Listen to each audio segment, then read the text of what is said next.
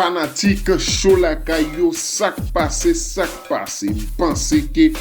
en pile nan nou pral content, en pile nan nou pral applaudi ça qu'a fait là. Sous ces fanatiques show la kayo déjà invité depuis jodi a même. Allez sous page Facebook Nelson Migrantes là pour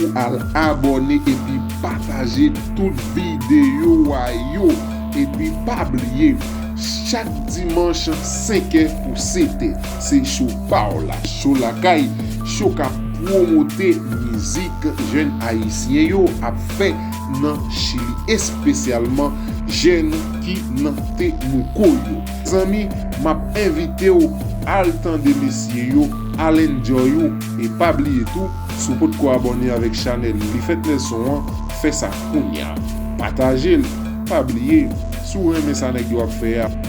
continuer encourager messieurs yo ces jeunes pareil nou yo si yo gen talent c'est mon Dieu bay yo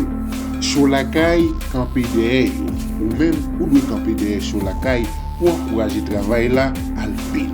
show la caille yo l'autre bagay show ka promoter musique haïtienne yo. Sur la caille,